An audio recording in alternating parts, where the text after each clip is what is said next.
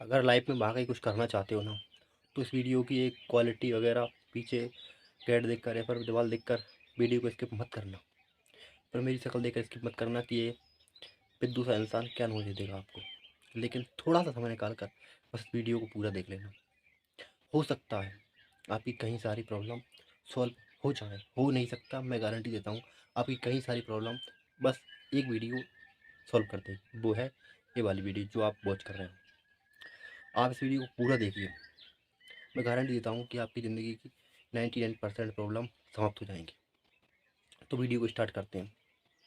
एक दिन मैं बहुत प्रॉब्लम में था, बहुत उदास बैठा था मैं। उदास बैठा तो मेरे दोस्त थे जो हमने साथ में पढ़ाई की थी स्कूल में। 4 दोस्त थे। चारों दोस्त अलग-अलग चले गए स्कूल पढ़ाई के बाद। कोई कहीं चला गया तो कोई कहीं चला गया, कोई इंदौर, भोपाल, जबलपुर, कानपुर, कहीं-कहीं निकल गए। मैं अपने यहीं रह गया, गाँव में ही। मेरे चारों दोस्त अलग-अलग चले गए। तो मेरे पड़ोसी एक दोस्त था, उसकी नौकरी लग गई थी, आईपीएस बन गया था वो। तो मेरे घर वाले मुझे हर रोज़ ताना मारते थे कि तूने कुछ नहीं कर पाया, पैसा बर्बाद किया तूने, पढ़ाई लिखाई की, लेकिन कोई फ़ायदा नहीं निकला उसका। तूने अपनी पढ़ाई लिखाई में इतना पैसा इन्वेस्ट किया, इतना पैसा बर्बाद किया, लेकिन उसका कोई फ़ायदा नहीं निकला, क्योंकि तूने कुछ नौकरी पाई नहीं, कुछ बड़ा किया नहीं और निकम्मा बैठा है, हमारे ऊपर और वजन है। घर वालों ने मुझसे बोला। तो मैं अपने पहले वाले दोस्त से मिला जो आईएएस बना था, आईपीएस सॉरी। तो उससे मिला तो मुझे लगा यार कि मेरी ज़िंदगी में वाक़ई काफ़ी कठिनाई है और मैं बार-बार घर के लोग मुझसे बोल रहे हैं कि तूने कुछ नहीं किया, तो कई सारी प्रॉब्लम मेरे ऊपर है और मैं अब कुछ कर भी नहीं सकता। ऐसा मैं सोच कर बैठा था कि यार अब मैं क्या करूँ? सबसे ज़्यादा प्रॉब्लम मेरी ज़िंदगी में आ गई है, क्योंकि घर वाले साथ नहीं दे रहे हैं, घर वाले ताने मार रहे हैं और कोई ऑप्शन नहीं है मेरे पास कि मैं कुछ और कर सकूँ। तो अब मैं ये सोच रहा था कि मेरी ज़िंदगी में सबसे ज़्यादा प्रॉब्लम है। ये सोच कर बैठा था तो मैं अपने पहले वाले दोस्त आईपीएस से मिला, तो मुझे लगा कि वाक़ई घर वाले सही बोल रहे हैं। मैंने अपनी ज़िंदगी में कुछ नहीं किया, मेरा दोस्त देखो आज आईपीएस बन गया और मैं निकम्मा बैठा रहा एक जगह पर, कुछ नहीं कर पाया। मेहनत करता और पढ़ाई करता तो आज मैं भी आईपीएस बन जाता। और मैं यही सोचकर अपने आप को दुःख दर्द तकलीफ़ दे रहा था कि मैं उसके जैसा नहीं हूँ, वो मुझसे ज़्यादा बेटर है, आईपीएस बन गया वो। फिर एक दिन मैं दूसरे दोस्त से मिला। दूसरा दोस्त मेरा जो था वो ऑटो चलाता था। ऑटो चलाता था तो मैंने उसकी कंडीशन देखी, वो गर्मी में पसीना पोंछ रहा था, अपने सिर पर पसीना आ रहा था, पसीना पोंछ रहा था।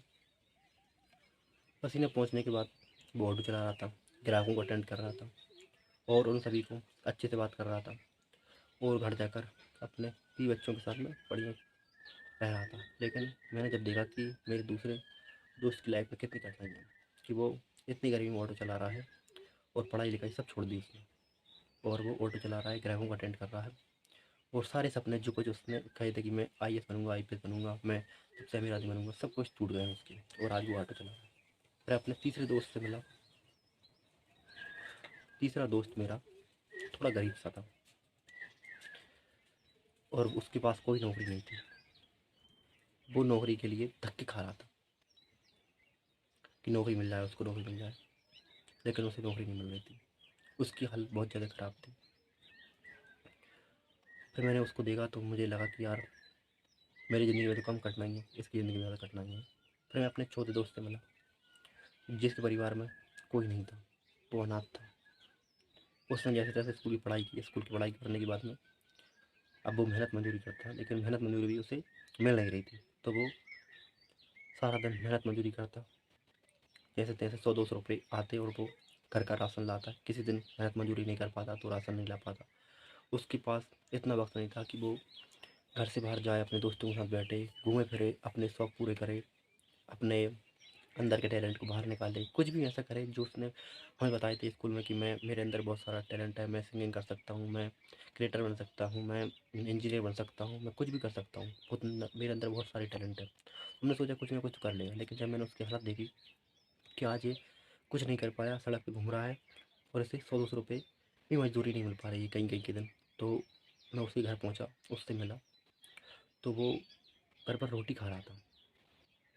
घर पर रोटी खा रहा था तो उसकी थाली में सिर्फ 2 रोटी थी और 1 प्याज थी। मैंने देखा चुपके से, तो वो रोटी को प्याज से लगाकर और खा रहा था। एक निवाला रोटी का खा लेता और फिर प्याज से खा लेता। और फिर मैं उससे बोला मिला, तो उसने शर्म के मारे अपनी थाली अपनी खाट के नीचे सरका दी। चारपाई, इसको हम चारपाई बोलते हैं, उसके नीचे सरका दी। तो मैंने उसके हाल चाल पूछे तो वो रो पड़ा। ये कहा कि मेरी स्कूल की ज़िंदगी में मैंने क्या क्या कहा तुम लोगों से कि मैं तो बनूँगा, लेकिन आज मैं इतना बेसहारा बन गया हूँ कि मैं चाहते हुए भी कुछ नहीं कर सकता। बिकॉज मेरे पास परिवार नहीं है, मेरे पास कोई साथ देने वाला नहीं है, देने वाले नहीं है, मेरी कोई मदद करने वाला नहीं है, मुझे रोज़गार नहीं मिल रहा है। मैं कुछ करूँ तो क्या करूँ? आज मैं जैसे 100-200 रुपये का मेहनत मजदूरी करता हूँ, तब जाकर मेरे घर का ये राशन आता है। कभी भूखा सोता हूँ, कभी भूखा नहीं सोता। कभी खाना मिल जाता है तो कभी खाना नसीब नहीं होता। मेरे पास इतने भी टाइम नहीं है कि मैं अपने दोस्तों से मिल सकूँ या अपने सपने किसी को बता सकूँ, अपनी प्रॉब्लम किसी को बता सकूँ या फिर बैठ कर रो सकूँ। अगर रोता हूँ तो मैं रोता रहूँगा अगर सारा दिन, तो फिर खाना कौन बनाएगा, कमाएगा कौन? तो ऐसी कई सारी प्रॉब्लम उसने मुझे बताई। तब मुझे यकीन हुआ कि वास्तव में मेरी लाइफ में इतनी प्रॉब्लम नहीं है जितनी औरों की लाइफ में है। मैं अपनी प्रॉब्लम को बड़ा मानकर बैठा था कि मेरी लाइफ में बहुत बड़ी प्रॉब्लम है और मेरी लाइफ सबसे ज़्यादा ख़राब है। मेरी लाइफ में कुछ नहीं किया भगवान ने, मुझे जन्म क्यों दिया? तो मैं ऐसी कई सारी प्रॉब्लम को लेकर बैठा था। मुझे नौकरी नहीं मिल रही है, कहीं ऐसा हो रहा है तो कहीं वैसा हो रहा है मेरे साथ। तो मैंने अपने चारों दोस्तों को देखा, तो एक ही दोस्त बना था उसमें से IPS, क्योंकि वो अमीर था, उसके पास पैसा था। और बाकी सभी मेरी तरह गरीब थे और उन सभी में मेरी स्थिति फिर भी ठीक ठाक थी। लेकिन मैं मेरी स्थिति को लेकर ही ज़्यादा परेशान था। लेकिन जब मैंने उनकी स्थिति देखी तब मुझे एहसास हुआ कि वाकई मैं जो ज़िंदगी जी रहा हूँ, भगवान ने जो मुझे ज़िंदगी दी है वो ठीक है। और मैं इसकी मेहनत करूँगा और अपने सपनों को प्राप्त करूँगा, चाहे कितना ही वक्त क्यों ना लग जाए। मैं हार नहीं मानूँगा। मैंने ठान लिया था अपने दोस्तों की स्थिति देखकर कि मैं अपनी प्रॉब्लम को बड़ा मान रहा हूँ, मेरी प्रॉब्लम बड़ी नहीं है, बड़ी प्रॉब्लम है मेरे दोस्तों की। तब से मैंने प्रॉब्लम को बड़ा मानना छोड़ दिया। दोस्तों, मैं भी आपको यही समझाना चाहता हूँ कि आपकी प्रॉब्लम आपकी लाइफ में बड़ी नहीं है। आप जिस प्रॉब्लम को मान कर बैठे हो कि मेरी लाइफ में बड़ी प्रॉब्लम है, प्रॉब्लम है ही नहीं। अपने दोस्तों से मिलो, अपने कल्चर में देखो, अपने सोसाइटी में देखो। अगर ज़्यादा से ज़्यादा अगर आपको नॉलेज प्राप्त करनी है, ज़्यादा से ज़्यादा कुछ मोटिवेशन लाना है अंदर, तो घूमने चले जाओ, यात्रा पे चले जाओ। वहाँ आपको एक से बढ़कर एक लोग मिलेंगे। किसी के हाथ नहीं है तो किसी के पैर नहीं है, किसी किसी के पास तो बोलने के लिए ज़बान नहीं है, किसी किसी के लिए पास तो सोचने की दिमाग नहीं है। और हम सोचते हैं कि हमारे पास कुछ नहीं है, भगवान ने कुछ नहीं दिया। और हमारे पास सब कुछ होते हुए भी हम भगवान को दोष देते हैं। हमारे पास हाथ भी हैं, पैर भी हैं सोचने के लिए, दिमाग भी है, आँखें भी हैं देखने के लिए, बोलने के लिए, ज़ुबान भी है, पैर भी हैं चलने के लिए, खाने के लिए, अन्न भी है। लेकिन जिसके पास ये सब नहीं है, सोचो उसकी ज़िंदगी में कितनी परेशानी है। फिर भी वो अपनी ज़िंदगी में सर्वाइव कर रहा है और दुख दर्द तकलीफ़ों से लड़ रहा है। हमारे पास सब कुछ होते हुए भी हम बैठे हैं। थोड़ी सी प्रॉब्लम आ जाती है और हम भगवान को दोष देने लगते हैं। दोस्तों, आज की वीडियो कैसी लगी कमेंट जरूर बताना, और वीडियो को लाइक, चैनल को सब्सक्राइब करना और वीडियो को शेयर करना बिल्कुल मत भूलिएगा। आई होप कि आपको वीडियो पसंद आई होगी। तो वीडियो में एक अच्छी सी प्यारी सी कमेंट जरूर करना, ताकि मैं भी इंस्पिरेशन मेरे कुछ अच्छा क्रिएट करने के लिए। मिलते हैं नेक्स्ट वीडियो, तब तक के लिए जय हिंद, वंदे मातरम।